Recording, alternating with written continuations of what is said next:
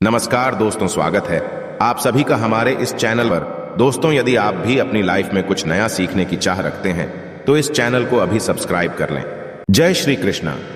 आज की यह वीडियो आने वाले सनातन धर्म के त्योहार जन्माष्टमी के विषय में है। मैं सभी सनातनी भाइयों और बहनों को जन्माष्टमी की बधाई देता हूं। दोस्तों, हम सबको पता है कि कृष्ण जन्माष्टमी काफी नजदीक आ रही है और जैसे जैसे नजदीक आ रही है वैसे वैसे उत्सुकता बढ़ती जा रही है, क्योंकि प्रत्येक सनातनी भाई बहन को भगवान कृष्ण जी से बड़ा लगाव है।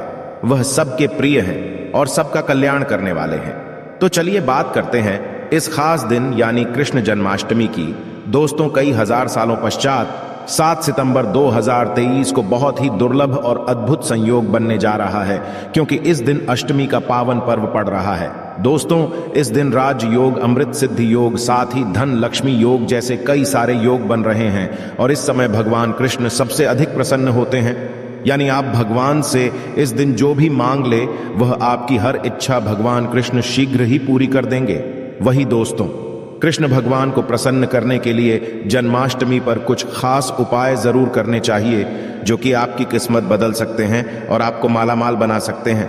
यदि आप भी अपने जीवन में भगवान कृष्ण की कृपा पाना चाहते हैं तो इस वीडियो को लाइक करके कमेंट में राधा कृष्ण लिखना ना भूले। दोस्तों, आज की इस बेहद ही सुंदर वीडियो में आपसे बात करेंगे कृष्ण जन्माष्टमी वर्ष 2023 में कब मनाई जाएगी, किस दिन आप जन्माष्टमी का व्रत रखेंगे और कृष्ण जन्माष्टमी की पूजा का शुभ मुहूर्त क्या रहेगा। इसके अलावा हम आपको बताएंगे कि जन्माष्टमी के व्रत का पारण किस समय किया जाएगा और जन्माष्टमी की संपूर्ण पूजा विधि क्या है। इस दिन में कौन से उपाय है जिसको करने से आपकी किस्मत चमक जाएगी और आपकी मनोकामना पूरी हो जाएगी। दोस्तों, यह पर्व भगवान श्री कृष्ण जी के जन्मोत्सव के रूप में मनाया जाता है। भगवान श्री कृष्ण का भादु मास के कृष्ण पक्ष की अष्टमी तिथि को रोहिणी नक्षत्र में हुआ था और उनके जन्म के दिन को आज भी काफी धूमधाम से मनाया जाता है। दोस्तों, जन्माष्टमी के दिन भगवान कृष्ण की आरती रात यानी 12 बजे की जाती है और घंटे घड़ियाल बजाकर उनके जन्म की बांटी जाती है। दोस्तों, जन्माष्टमी का मथुरा और वृंदावन में बहुत ही धूमधाम से मनाया जाता है। खासकर मंदिरों और घरों में लोग बाल गोपाल के जन्म का उत्सव का आयोजन भी करते हैं और बाल गोपाल के लिए पालकी भी सजाते हैं। ऐसी मान्यता है कि भगवान विष्णु जी ने धर्म की स्थापना करने के लिए श्री कृष्ण जी के रूप में जन्म लिया था और इस दिन पर धारण कर श्री कृष्ण जी का स्मरण करना अत्यधिक फलदायी होता है। दोस्तों, शास्त्र में जन्माष्टमी के वक्त को वक्त का राजा भी गया है। भविष्य में इसके संदर्भ में उल्लेख है कि जिस घर में यह व्रत किया जाता है वह अकाल मृत्यु, गर्भपात, दुर्भाग्य तथा कलह से पीड़ित नहीं होता है और जो भी इस व्रत को एक बार कर लेता है वह दुनिया के सभी सुखों को भोग कर विष्णु लोक में निवास करता है। दोस्तों, इस दिन लोग पूरा दिन भर उपवास रखते हैं।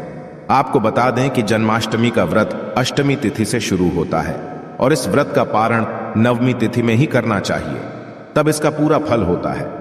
और जो लोग इस व्रत को रखें उन्हें सुन ले कि रात में हल्का व सात्विक भोजन करना चाहिए, साथ ही ब्रह्मचर्य का पालन करना चाहिए। दोस्तों, जन्माष्टमी के व्रत के दिन कुछ लोग निर्जला रहते हैं तो वही कुछ लोग फलाहार करके भी इस व्रत को पूरा कर सकते हैं। दोस्तों, जन्माष्टमी के दिन प्रातःकाल जल्दी उठकर स्नान आदि कर स्वच्छ वस्त्र धारण करें। इसके पश्चात पूर्व या उत्तर दिशा की ओर मुंह करके बैठ जाए और अपने हाथ में थोड़ा सा जल पुष्प कर अक्षत ले लें और जन्माष्टमी का संकल्प करें। इसके पश्चात भगवान कृष्ण जी की पूजा करें। आपको बता दें कि भगवान श्री कृष्ण जी की पूजा निश्चित काल यानी आधी रात में करने की परंपरा रही है और किसी किसी घरों में रात 12 बजे भगवान कृष्ण जी का जन्म भी किया जाता है। तो जो लोग कृष्ण जी का जन्म रात में करते हैं वे नाल छेदन भी करते हैं, तो उनके लिए बता देते हैं कि 12 बजने से कुछ घंटे पहले ही एक पत्ते वाला खीरा लें और कुछ थोड़ा सा काट कर उसमें लड्डू गोपाल को बिठा दें। जब 12 बजे तो भगवान को उस खीरे से बाहर निकालकर एक सिक्के की मदद से खीरे को काट दे। इसे नाल छेदन कहा जाता है। इसके पश्चात उन्हें सबसे पहले शुद्ध जल से स्नान कराए, फिर उन्हें पंचामृत दूध, दही, घी, शहद और शक्कर से स्नान कराए। तत्पश्चात गंगा जल से स्नान कराए। इसके पश्चात शुद्ध जल से स्नान कराने के पश्चात उन्हें साफ कपड़े से पहुंचकर उन्हें नए सुंदर चमकीले वस्त्र धारण कराए और उनका श्रृंगार करें। इसके पश्चात उन्हें झूले या सिंहासन में करें। ध्यान इस दौरान आप कृष्ण नाम का जाप करते रहे या राधे राधे बोलते रहे या श्री कृष्ण जी के किसी भी मंत्र का जाप करते रहे।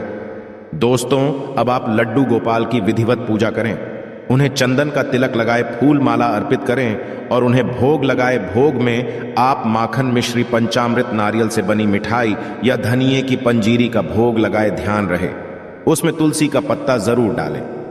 इसके पश्चात धूप दीप जलाकर भगवान श्री कृष्ण जी की आरती जरूर करें और लड्डू गोपाल को इस दिन झूला जरूर झुलाएं। दोस्तों, जन्माष्टमी की रात को लोग रात्रि जागरण करके भजन कीर्तन शो आदि भी करते हैं। इससे आपको शुभ फल की प्राप्ति होती है। दोस्तों, शास्त्र में जन्माष्टमी के वक्त को वक्त का राजा भी गया है।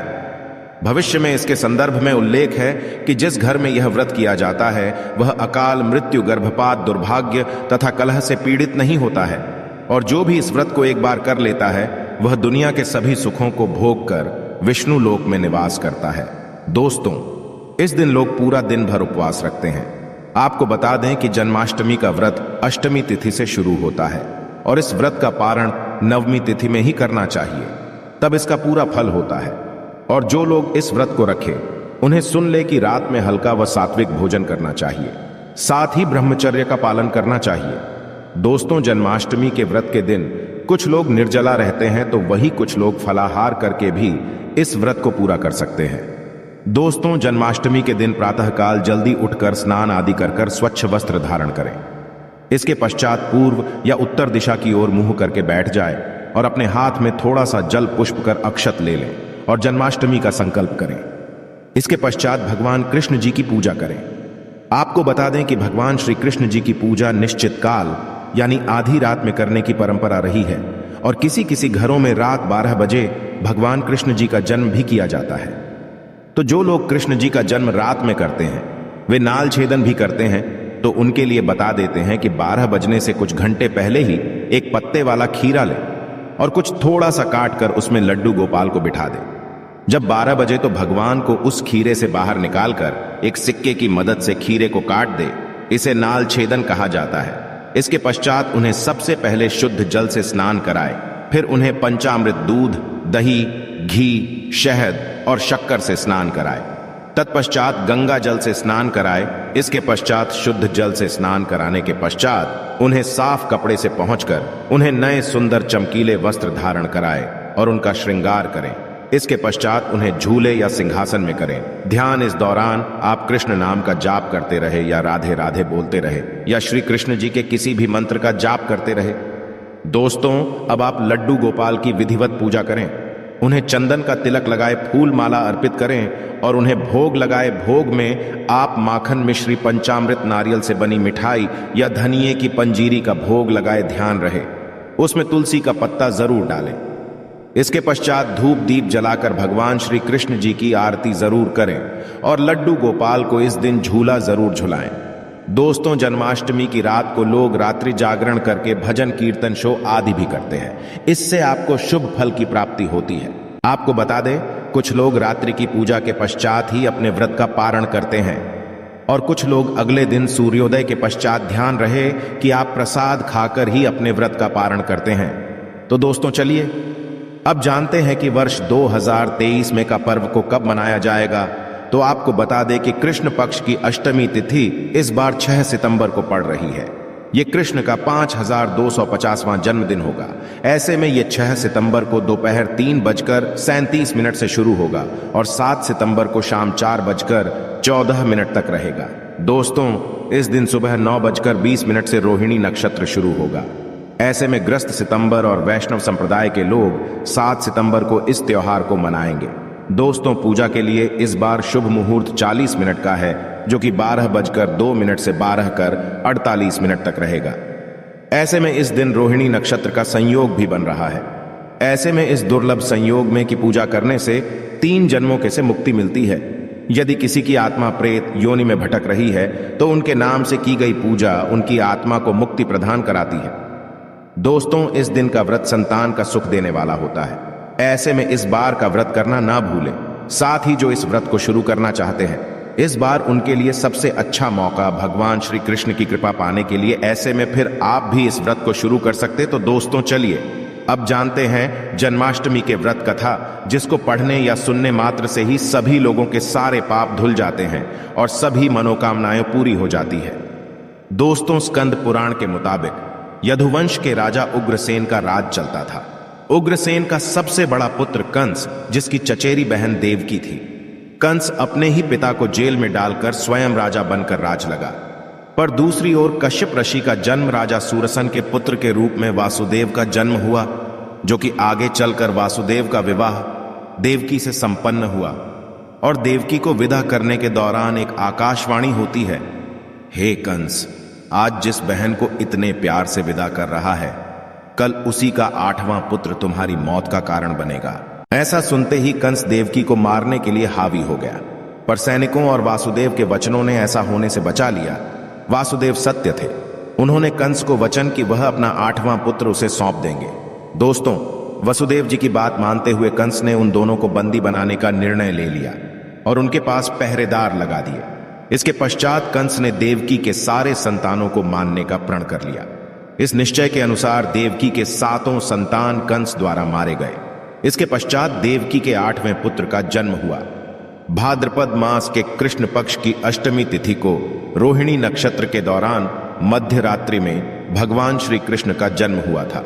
बालक जन्म लेते ही की कोठरी प्रकाशमय हो गई। साथ ही एक आकाशवाणी सुनाई दी कि तुम बालक को गोकुल में रह रहे नंद बाबा के यहां छोड़ आओ। वहां एक कन्या का जन्म हुआ है, उसे तुम यहां ले आओ। ऐसे सुनते ही वासुदेव की हथकड़ियां खुल गई और वो तुरंत एक टोकरी में श्री कृष्ण को रखकर इसे माथे पर लादे गोकुल की ओर निकल पड़े। रास्ते में यमुना नदी बाल कृष्ण के चरणों को स्पर्श करने के लिए उफान पर आ गए। फिर चरण स्पर्श करते हुए पूर्ण शांत पड़ गई। फिर इसके पश्चात वासुदेव ने अपने पुत्र को यशोदा मैया के बगल में सुलाकर वहां से कन्या लेकर वापस कारागार लौट आए। तत्पश्चात जेल के दरवाजे अपने आप बंद हो गए। उनके हाथों में फिर से हथकड़ी लग गई।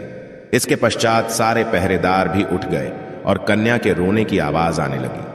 सूचना मिलते ही इन्हें कारागार से कन्या को लाया और उसे मारने की प्रयास की, लेकिन वह आकाश में उड़ गई और बोली, अरे मूर्ख, मुझे मारने से क्या होगा? तुझे मारने वाला पैदा हो चुका है। यह बात सुन कृष्ण का पता लगाकर उसे मारने का खूब प्रयास किया। आज्ञा देते हुए राक्षस भी भेजे, लेकिन कृष्ण को कोई नहीं मार सका। अंत में ने कंस का वध किया और उग्रसेन को पुनराजा बना दिया गया। और इस प्रकार श्री कृष्ण जन्माष्टमी की व्रत कथा पूरी होती है। तो ऐसी मान्यता है कि जन्माष्टमी के दिन कहानी को पढ़ने या सुनने से सारे पाप धुल जाते हैं, जीवन की हर समस्या का समाधान मिलता है, साथ भगवान का आशीर्वाद भी सदैव बना रहता है। तो दोस्तों, अब आगे बढ़ते हैं और आप जानते हैं कि जन्माष्टमी के दिन वह कौन से उपाय है जिसको करने मात्र से आपकी किस्मत चमक जाएगी और आपकी सारे अटके हुए कार्य बनते चले जाएंगे।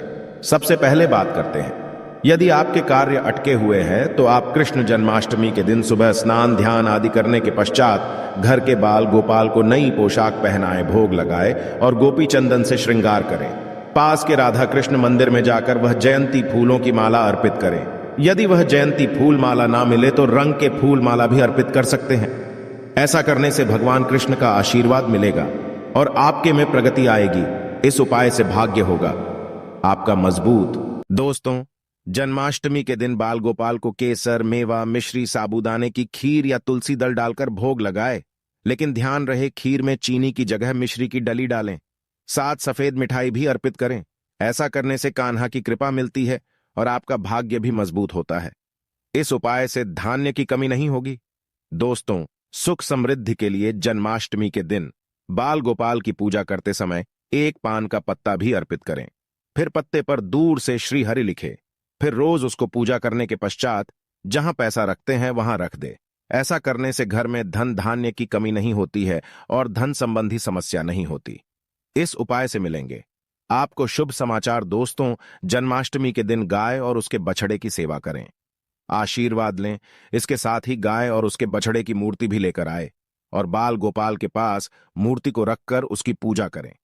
ऐसा करने से भगवान कृष्ण की कृपा जल्द शुभ समाचार सुनने को मिलती है। इसके पश्चात गाय और बछड़े की मूर्ति को ईशान कोण में रखना स्थान माना गया है। इस उपाय से आर्थिक तंगी होगी।